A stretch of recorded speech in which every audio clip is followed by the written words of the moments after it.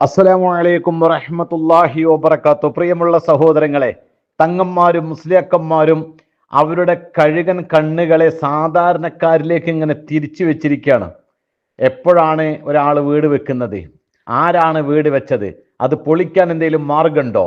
കന്നിമൂലയുടെ പേര് പറഞ്ഞ്, ബാത്റൂമിന്റെ പേര് പറഞ്ഞ്, മുറ്റത്തെ മരത്തിന്റെ പേര് പറഞ്ഞ്, യക്ഷികളും റൂഹാനികളും കളിവിളയാട്ടം നടത്തുന്ന ഭൂമിയാണ് എന്നൊക്കെ പറഞ്ഞ് വീട് പൊളിപ്പിക്കാൻ വേണ്ടി മുസ്ലിയാക്കന്മാരും തങ്ങന്മാരും അവർ വല്ലാത്ത ജാഗ്രതയിലാണ്. അതുകൊണ്ട് പ്രിയമുള്ള സഹോദരങ്ങളെ, നിങ്ങൾ ആരെങ്കിലും വീട് വെക്കുകയാണ് എങ്കിൽ നിങ്ങൾ ഒരു മുസ്ലിയാരോടും അഭിപ്രായം ചോദിക്കേണ്ട, ഒരു തങ്ങന്മാരോടും അഭിപ്രായം ചോദിക്കേണ്ട. മുസ്ലിയാക്കന്മാർ പല കാറ്റഗറിയാണ്. ചിലർ മാല മൗലിദ് കുത്തുബിയത്ത് ജാറായിട്ട് അങ്ങനെ നടക്കും. അവരിൽ നിന്ന് ഒരു വിഭാഗം ആൾക്കാർ ഇസ്മിന്റെ പണിയായിട്ട് അങ്ങനെ നടക്കും. കുറേ ആൾക്കാർ ആ ഇസ്മിന്റെ പണി എന്ന് പറഞ്ഞാൽ ഞങ്ങൾക്ക് എല്ലാവർക്കും അറിയാലോ, കോഴിമുട്ടമ എഴുതൽ, അതിര് വിലക്കൽ, വീട് വിലക്കൽ, കുപ്പിയിലെ ഉള്ളിൽ തകിടാക്കിയിട്ട് അത് കുഴിച്ചിടൽ, അടുപ്പ് 21 ദിവസം അടക്കം വെക്കൽ, കാഞ്ഞിരത്തിന്റെ വിറക് കത്തിക്കൽ, എന്തൊക്കെ ദുരിതമാണ് ഈ സമൂഹത്തിന്റെ മേൽ മുസ്ലിയാക്കന്മാർ വെച്ച് കെട്ടുന്നത്. ഒരു കൂട്ടം മുസ്ലിയാക്കന്മാർ തങ്ങന്മാരും വീട് പൊളിപ്പിക്കലാണ്. വാസ്തുശാസ്ത്രം വാസ്തുദേവൻ കോപിക്കും, വാസ്തുദേവന് ദേഷ്യം വരും. അള്ളാഹുവിന്റെ കോപം മുസ്ലിയാക്കന്മാർക്ക് തങ്ങന്മാർക്കും പേടിയില്ല. ജനങ്ങളെ ചൂഷണം ചെയ്യാൻ അതിനൊന്നും പേടിയില്ല. പണം എങ്ങനെ ഉണ്ടാക്കി എന്നുള്ള ചോദിക്കും, അതൊന്നും അവർക്ക് പേടിയില്ല. വാസ്തുദേവൻ ദേഷ്യപ്പെടാൻ പാടില്ല. കന്നിമൂല നോക്കണം, ബാത്റൂം പൊളിക്കണം, വീട് പൊളിക്കണം, മുറ്റത്തെ മരം പാടില്ല, യശികൾ റൂഹാനികൾ, എന്തൊക്കെ ദുരിതാണെന്ന് പറയും ഈ തങ്ങന്മാരെ കൊണ്ട്. അതുകൊണ്ട് സാധാരണക്കാരായ ജനങ്ങളൊക്കെ വീട് വെക്കാൻ നേരത്തെ ആദ്യം പോയിട്ട് മുസ്ലിയാക്കന്മാർ പള്ളിയിലെ ഖത്തീബിനോട് ചോദിക്കും, വീട് പണിയാണ്. അവിടെ നിന്ന് അങ്ങോട്ട് തുടങ്ങും. മുസ്ലിയാരെ എപ്പോൾ രംഗത്തിറങ്ങിയോ, തങ്ങളെ എപ്പോൾ രംഗത്തിറക്കിയോ പിന്നെ കഴിഞ്ഞു. പിന്നെ വീട് വെച്ചിട്ടും കാര്യമില്ല. പിന്നെ തങ്ങൾ ഇങ്ങനെ കയറി ഇറങ്ങും. അതിര് വിലക്കൽ, കുപ്പി കുഴിച്ചിടല്, അടക്കം വെക്കൽ, ഇങ്ങനെ ശൈത്താനിയത്തിന്റെ പേര് പറഞ്ഞിട്ട്, എഫിരിയത്തിന്റെ പേര് പറഞ്ഞിട്ട്, ഇങ്ങനെ റൂഹാനികളെ യശിയുടെയും പേര് പറഞ്ഞിട്ട് ഇവരിത് ഇങ്ങനെ പണം ഇങ്ങനെ തിന്നുകൊണ്ടേയിരിക്കും. ആ കാലാകാലം അവർക്ക് തിന്നാനുള്ള. അതുകൊണ്ട് ഒരാളും ഒരു ഖത്തീബിനോട് പോയിട്ട് അഭിപ്രായം ചോദിക്കണ്ട, ഒരു തങ്ങളോട് പോയിട്ട് അഭിപ്രായം ചോദിക്കണ്ട. ഇപ്പൊ നോക്ക് നിങ്ങൾ, ഞാൻ ഒരു വീഡിയോ നിങ്ങൾക്ക് കാണിച്ചു തരാം. അവരിൽ കാണിച്ചു കൊണ്ട് ഒരുപാട് അനാചാരങ്ങളുണ്ട്. ഇതിനു മുമ്പ് ഞാൻ ഒരു വീഡിയോ ചെയ്തിട്ടുണ്ട് യൂട്യൂബിൽ, ഇസ്ലാമും വാസ്തുശാസ്ത്രവും എന്ന് പറഞ്ഞിട്ട്. ഇസ്ലാമിൽ എന്ത് വാസ്തു, ഇസ്ലാമിൽ എന്ത് പിന്നെ വാസ്തുദേവൻ, ഇസ്ലാമിൽ എന്ത് കന്നിമൂല. അതുകൊണ്ട് ഞാൻ നിങ്ങളോട് പറയുന്നത്, ഞാൻ ഇതേപോലെ സമസ്തയിൽ ആയിരുന്ന സമയത്ത് ഈ വക കാര്യങ്ങളൊക്കെ നമ്മൾ കൃത്യമായിട്ട് ചെയ്തു വന്ന ആളാണ്. നമുക്കറിയാം ഇതൊക്കെ തന്ത്രമാണെന്നും ഇതൊക്കെ ജനങ്ങളെ ചൂഷണം ചെയ്യുന്ന മാർഗമാണെന്നും. കാരണമൊക്കെ നമ്മൾ 10-23 വർഷം ഈ മേഖലയിൽ സജീവമായിട്ട് ഉണ്ടായിരുന്ന ആളാ. അതുകൊണ്ടാ പറയുന്നത്. ഇതൊക്കെ കൃത്യമായിട്ട് ചില കാര്യങ്ങളൊക്കെ ഷിർക്കിലേക്ക് പോകുന്ന കാര്യങ്ങളുണ്ട്, വീടുമായി ബന്ധപ്പെട്ടിട്ട്, വീട് നിർമ്മാണവുമായി ബന്ധപ്പെട്ടിട്ട്.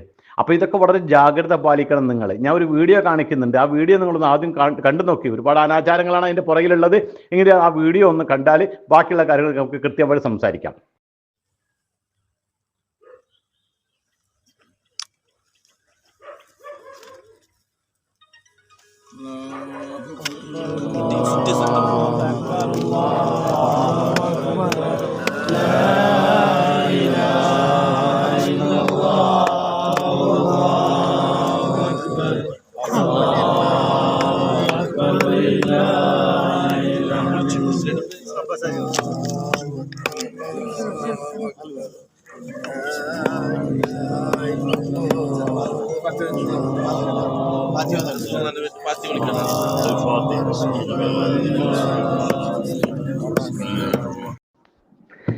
കുറ്റീമ ഊതുകയാണ്.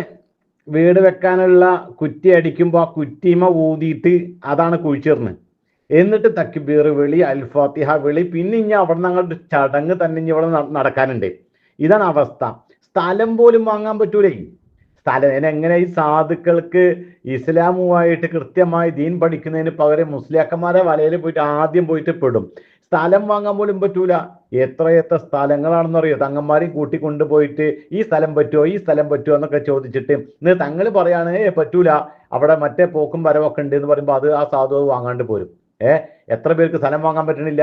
ഇനിയിപ്പോ സ്ഥലം വാങ്ങാൻ തങ്ങൾ കൊണ്ടുപോയി, തങ്ങൾ സമ്മതിച്ചു, തങ്ങളെ സമ്മതത്തോടെ തന്നെ സ്ഥലം വാങ്ങി, എന്നിട്ട് അതിൽ വീട് വെച്ചാലോ അപ്പോൾ വീണ്ടും പ്രശ്നമാണ്. പുതിയ വരവാണേ. അങ്ങനെയാണ്. അന്നത് ഉണ്ടായിരുന്നില്ല. ഇപ്പൊ വീട് വെച്ചപ്പോ പുതിയ ശൈത്താൻ വീണ്ടും വന്നുകൊണ്ടിരിക്കുകയാണ്. പല ഭാഗത്തൊക്കെ പല പോക്ക് വരവുകളൊക്കെ പിന്നീട് തെളിഞ്ഞിട്ടുണ്ട്. അന്ന് കണക്കിട്ട് നോക്കിയപ്പോ കണ്ടില്ല, ഇപ്പതേ കണ്ടു. എന്തൊക്കെ തന്ത്രമാണ് ഇവരെ കയ്യിലെന്നറിയോ. അതുകൊണ്ട് പ്രിയമുള്ള സഹോദരങ്ങളെ, നിങ്ങൾ ഇസ്ലാമുമായിട്ട് ബന്ധപ്പെട്ട കാര്യങ്ങൾ, അതായത് ഒരു വീട് വെക്കുമ്പോൾ അതുമായി ബന്ധപ്പെട്ട ഇസ്ലാം പഠിപ്പിച്ച കാര്യങ്ങളുണ്ട്, അത് മാത്രം ചെയ്താൽ മതി. വേറെ ഈ ഒരു പറഞ്ഞ തങ്ങന്മാരെയും മുസ്ലിയാക്കന്മാരെയും ഒന്നും സമീപിക്കരുത് എന്നുള്ള പ്രധാനപ്പെട്ട കാര്യം. ഒരാൾ സ്ഥലം വാങ്ങാൻ തീരുമാനിച്ചാൽ, അതിലൊരു കൊച്ചു വീടുണ്ടാക്കാൻ തീരുമാനിച്ചാൽ, ആദ്യം നിങ്ങൾ പഠിച്ച് മനസ്സിലാക്കേണ്ടുന്ന നിർബന്ധമായ കാര്യം, ഒരിക്കലും തങ്ങന്മാരെയോ മതപുരോഹിതന്മാരോടോ പോയിട്ട് അഭിപ്രായം ചോദിക്കരുത്. അവരുടെ നിർദ്ദേശം നിങ്ങൾ പാലിക്കാനേ പാടില്ല ഈ വിഷയത്തിൽ. ആ സമയത്ത് അള്ളാഹു റസൂൽ പഠിപ്പിച്ച് തന്ന പല കാര്യങ്ങളും, വീട്ടിലേക്ക് കയറും പ്രാർത്ഥന ചെല്ലാൻ ഒരു മുസ്ലിം പറഞ്ഞാൽ നമുക്കെന്താ തർക്കള് അത് വേണം ചൊല്ലാനുള്ള പ്രാർത്ഥന. പക്ഷെ കയറുമ്പോൾ നാരിയ സ്വലാത്തി എല്ലാം പറഞ്ഞ ചെല്ലണ്ട, അങ്ങനെ പറഞ്ഞ എല്ലാ മുസ്ലിയാക്കന്മാരും ശരിയല്ല. എല്ലാവരും ഇതേപോലെയുള്ള കാര്യങ്ങളൊക്കെ പറഞ്ഞു കൊടുക്കാം. അപ്പൊ അതുകൊണ്ട് കൃത്യമായിട്ട് ആദ്യം പഠിച്ച് മനസ്സിലാക്കേണ്ടത്, ഒരു തങ്ങളെ എത്തുമ്പോൾ ഒരു അഭിപ്രായം ചോദിക്കാൻ നിങ്ങൾ നിൽക്കണ്ട, മുസ്ലിയാരോട് ചോദിക്കണ്ട. നിങ്ങൾ സ്ഥലം വാങ്ങാൻ തീരുമാനിച്ചെങ്കിൽ നിങ്ങൾ സ്വമേധയാ നിങ്ങളത് വാങ്ങുക. ഒരു ഭൂമിയുടെ ദോഷവും നോക്കണ്ട. നിങ്ങൾ വീട് കയറ്റാൻ തീരുമാനിച്ചാൽ ഒരു എഞ്ചിനീയറെ പോയി കാണുക. ആ എഞ്ചിനീയർ ഭൗതിക സൗകര്യം അനുസരിച്ച്, അയാളുടെ വിജ്ഞാനം അനുസരിച്ച് നിങ്ങൾക്ക് റൂമും കാര്യങ്ങളൊക്കെ കൃത്യമായിട്ട് അളവെടുത്ത് കൃത്യമായിട്ട് അയാൾ ചെയ്തു തരും. ആശീറിനെ വിളിക്കുമ്പോൾ ആശീരിയുടെ ഒരു പൂജയൊക്കെ നടത്തിയിട്ട് കട്ടള വെക്കുക. അതുപോലെ പല വിഷയങ്ങളൊക്കെ ഉണ്ട്. അവർക്ക് അവരുടെ വിശ്വാസപ്രകാരം അവർ പണിയെടുക്കുള്ളൂ. ഇതൊക്കെ ഇസ്ലാമികമായിട്ട് നമ്മുടേതായിരിക്കുന്ന കുറെ ആചാരങ്ങളും, നമ്മൾ ഇസ്ലാമാണെന്നും മുസ്ലിം ആണെന്നുള്ള ആ ഒരു ബോധം നമുക്ക് വേണം. അല്ലാതെ കണ്ടവരും കീറിയവരൊക്കെ ചെയ്യുന്ന ആശയം അനുസരിച്ച് വീടുണ്ടാക്കലല്ല. അപ്പൊ അതുകൊണ്ട് ഒന്നാമത്തെ കാര്യം നിങ്ങൾ ചെയ്യേണ്ടത്, പലരും ചോദിക്കലുണ്ട് ഈ വിഷയത്തിനെ പറ്റിയിട്ട്. അപ്പൊ ഒന്നാമത് ചെയ്യേണ്ടത്, നിങ്ങൾ ഇവരെ ആരും എന്ത് ചെയ്യേണ്ട, സമീപിക്കാനേ പാടില്ല. മറ്റൊന്ന്, ഇനി വീട് ഒരു സ്ഥലം വാങ്ങുമ്പോൾ നമ്മൾ ശ്രദ്ധിക്കേണ്ട കാര്യം, തൊട്ടടുത്തൊരു പള്ളി, അത് നമ്മൾ സ്വാഭാവികം ഉണ്ടാവുമല്ലോ. സാമൂഹികപരമായിട്ട് നമുക്ക് ബന്ധപ്പെടാനും നമുക്ക് ചുറ്റുപാടൊക്കെ ഒന്ന് നോക്കുക എന്നുള്ളത്. കാരണം തൊട്ടടുത്തൊരു പള്ളി ഉണ്ടാവണം. പള്ളി ഉണ്ടാവുമ്പോൾ നമുക്ക് കൃത്യമായിട്ട് ജമാഅത്തിനൊക്കെ പങ്കെടുക്കാൻ പറ്റും. ആ ഒരു സൗകര്യമുള്ളിടത്തൊക്കെ നമ്മളിപ്പോൾ എല്ലാവരും ആ ഒരു സൗകര്യം കണ്ടിട്ടാണല്ലോ നമ്മൾ സ്ഥലം വാങ്ങുക. അതൊക്കെ നമുക്ക് ചെയ്യാം. അതോടൊപ്പം തന്നെ സ്ഥലം വാങ്ങുമ്പോൾ, വീട് വെക്കുമ്പോൾ ഹലാലായ പൈസ ഉപയോഗിക്കാം, സ്വന്തം അധ്വാനിച്ചത്. ഈ മുസ്ലിയാക്കന്മാർ കൊള്ളയടിക്കുന്നത് പോലെ കൊള്ളയടിച്ചിട്ടുള്ള ആ പൈസ കൊണ്ടൊന്നും സ്ഥലം വാങ്ങാതിരിക്കുക, വീട് വെക്കാതിരിക്കുക. പിന്നെ വീട് വെക്കുമ്പോൾ ആവശ്യത്തിനുള്ള സൗകര്യം, ഒരു ഒരു ഒരു പിന്നെ ഫാമിലി, 2 കുട്ടികൾ, ഭാര്യ ഭർത്താവ് 2 കുട്ടി, അവർക്ക് ആവശ്യമുള്ളൊരു വീട്. അനാവശ്യമായ റൂമുകളും അനാവശ്യമായ നിലകൾ എടുത്തിട്ട് വലിയൊരു ബംഗ്ലാവ് കയറ്റേണ്ട കാര്യമില്ല. അപ്പൊ പൈസ ഒരുപാട് ആർഭാടം കാണിക്കരുത്, ദൂർത്ത് കാണിക്കാൻ പാടില്ല ആ വിഷയത്തിൽ. അത് ഓരോരുത്തരുടെ ഫാമിലി ഓരോരുത്തരെ വ്യത്യസ്തമായ വീടായിരിക്കുമല്ലോ. ചിലവർ അംഗസംഖ്യ കൂടുതലുണ്ടാകുമ്പോൾ അവർക്ക് അനുസരിച്ചുള്ള വീട്, ചെറിയ വീട് വെക്കാം എന്നല്ലാതെ ഒരുപാട് പണം എൻ്റെ ഈ വീട് കണ്ടിട്ട് ഇത് ഞാൻ വലിയ ആളാണെന്ന് ധരിപ്പിക്കാൻ പറ്റുന്ന രൂപത്തിലുള്ള റൂമുകളും വലിയ നിലകളൊക്കെ എടുത്തിട്ട് അതൊക്കെ ഒഴിവാക്കിയിട്ടിട്ട് ഇവർ ഭാര്യയും ഭർത്താവും താഴെ താമസിക്കാൻ പറ്റുന്ന അനാവശ്യമായ രൂപത്തിലൊന്നും പിന്നെ പൈസ ചെലവാക്കാനുള്ള സാഹചര്യം ഉണ്ടാക്കരുത്. മറ്റൊന്ന്, വീടൊക്കെ വെക്കുമ്പോൾ ഇബാദത്ത് ചെയ്യാൻ, നമസ്കരിക്കാനൊക്കെ, സ്ത്രീകൾക്ക് നമസ്കരിക്കാനോ ഖുർആൻ ഓതാനോ ഒരു ഇബാദത്ത് ചെയ്യാനുള്ള ഒരു സൗകര്യമൊക്കെ എന്ത് ചെയ്യുക, ആ രൂപത്തിലാക്കാം. പിന്നെ വീട് പണിയുമ്പോൾ കിബിലക്ക് നേരൊക്കെ ആക്കി കഴിഞ്ഞാൽ നമുക്ക് നമസ്കരിക്കാനൊക്കെ വളരെ സൗകര്യമായിരിക്കും. അതേപോലെ തന്നെ വീട്ടിലേക്ക് കടക്കുമ്പോൾ പ്രാർത്ഥന ചൊല്ലുക, വീട്ടിൽ നിന്ന് ഇറങ്ങുമ്പോഴുള്ള പ്രാർത്ഥന ചൊല്ലുക, എപ്പോഴും അള്ളാഹുവിൻ്റെ ദിക്ർ, എപ്പോൾ അള്ളാഹുവിനെ ഓർത്തുകൊണ്ടിരിക്കുക, കൃത്യമായി നമസ്കരിക്കുക, ഒരു ഇസ്ലാമിയത്തുള്ള ഒരു വീടാണെന്നൊക്കെ ചിന്തിക്കുക. ആ രൂപത്തിൽ മുന്നോട്ട് പോകുക എന്നല്ലാതെ ഇതൊക്കെയാണ് നമ്മൾ വീട് വെക്കുമ്പോൾ ചെയ്യേണ്ടെന്ന് ശ്രദ്ധിക്കുന്ന കാര്യങ്ങൾ. അത് ആരെങ്കിലും പോയിട്ട് മുസ്ലിം തലയിൽ പോയിട്ട് പെട്ട് കഴിഞ്ഞാൽ പിന്നെ മുസ്ലിം വീട്ടിൽ നിന്ന് ഇറങ്ങൂല. പിന്നെ നിങ്ങളുടെ ബാത്റൂം പൊള്ളിച്ച് അടക്കിയിട്ടേ നിങ്ങൾ പിന്നെ ഇറങ്ങുള്ളൂ. നിങ്ങളെ കന്നിമൂലയാണെന്നും പറഞ്ഞ് ദേവൻ കോപിക്കുന്നൊക്കെ പറഞ്ഞിട്ട് നിങ്ങളെ 4 മൂലയിൽ പിന്നെ ദേവന്മാരെ ഇരിക്കുന്നുണ്ട്, അവരൊക്കെ കോപിക്കും എന്നൊക്കെ പറഞ്ഞ് ബാത്റൂം പൊളിക്കും, അടുക്കള പൊളിക്കും, മുറ്റത്ത് മരം ഉണ്ടാവാൻ പാടില്ല, ആ മരം വെട്ടിമുറിക്കും, കുപ്പി കുഴിച്ചാൽ, ഇതൊക്കെ മുസ്ലിയാക്കന്മാരും അതിന് വേണ്ടി നിൽക്കും. അപ്പൊ അതുകൊണ്ട് ആ വക നൂലാമാലയിലൊന്നും പോയിട്ട് എന്ത് ചെയ്യണ്ട, നിങ്ങൾ ആരും പെടണ്ട. പിന്നെ വീട് താമസം വല്ലാത്ത ചടങ്ങാണ്. ഇതൊക്കെ മുസ്ലിയാക്കന്മാരെ നേരത്തെ പറഞ്ഞ കഴുകന്റെ കണ്ണിങ്ങനെ നോക്കി വെച്ചിരിക്കുന്നത്, എപ്പോഴാണ് വീട് താമസിക്കുന്നത് എന്ന് പറഞ്ഞിട്ട്. വീട് താമസത്തിന് പള്ളിയിൽ ജമാഅത്ത് ഒഴിവാക്കിയിട്ട് ഖത്തീബ് ഇവിടെ വരും. എന്നിട്ട് ഈ വീട്ടിലെ ജമാഅത്ത് ഇത് ബാങ്ക് കൊടുക്കുക. ചില മൊയ്ലാക്കന്മാർ വീടിന്റെ 4 മൂലയിലും പോയിട്ട് എന്ത് ചെയ്യുക, ബാങ്ക് കൊടുക്കുക, ഇക്കാമത്ത് കൊടുക്കുക, ഇതന്നെ പണി. പള്ളിയിൽ ജമാഅത്തില്ല, നേരെ വരും ഈ വീട്ടിലേക്ക്. എന്നിട്ട് അവിടെ നിന്ന് നക്കാൻ കിട്ടുന്ന മേടിച്ച് നക്കിയിട്ട് പൈസയും പിടിച്ച് പോവുക. പിന്നെ ഇവിടുന്ന് അങ്ങോട്ട് പിന്നെ മൗലൂദായി, അൽഫാത്തിഹ വിളിക്കലായി, ആ രൂപത്തിലുള്ള കുറെ കാര്യങ്ങളായി പിന്നെ നടക്കുന്ന പരിപാടി. പിന്നെ പാല് തളച്ചു പോയില്ലെങ്കിൽ അത് അതിലും വലിയ വിപത്താണ്. അപ്പൊ ഇങ്ങനെയുള്ള ഒരുപാട് അനാചാരങ്ങളുടെ ആ വിഷയം അതൊക്കെ നിങ്ങൾ ഒഴിവാക്കിയിട്ട് കൃത്യമായിട്ടുള്ള പൈസക്ക് ചെറിയൊരു വീട്, സംതൃപ്തമായൊരു ജീവിതം, എപ്പോഴും അള്ളാനെ പിന്നെ ഓർക്കുക, റബ്ബിന്റെ നേമത്ത് ഓർക്കുക. അതേപോലെ തന്നെ എന്തെങ്കിലും ബുദ്ധിമുട്ടോ മുസീബത്തൊക്കെ ഉണ്ടെങ്കിൽ റബ്ബിനോട് പ്രാർത്ഥിക്കുക.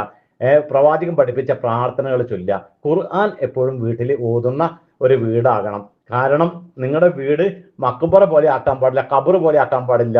അവന് ഖുർആൻ പാരായണം ചെയ്യണമെന്ന് റസൂല പഠിപ്പിച്ചിട്ടുണ്ട്. കാരണം എന്താ, ഖബർ പോലെ ആക്കാൻ നമ്മൾ ഖബറിന്റെ അടുത്ത് ഖുർആൻ ഓതൂല. അപ്പൊക്കെ താൽ തിരിച്ചാണ് മുസ്ലിയാക്കന്മാര്. ഖബറിന്റെ അടുത്താ പോയിട്ട് ഖത്തബരെ വിട്ട് അവിടെ പോയി ഓതരാം. അപ്പൊ ഇങ്ങനെയുള്ള കുറെ കാര്യങ്ങൾ ഇതൊക്കെ പൊതുവെ അറിഞ്ഞിരുന്നാൽ മതി. ഇതൊക്കെ സാമാന്യം ബുദ്ധിയും ബോധമുള്ളവർക്കൊക്കെ അറിയാമല്ലോ.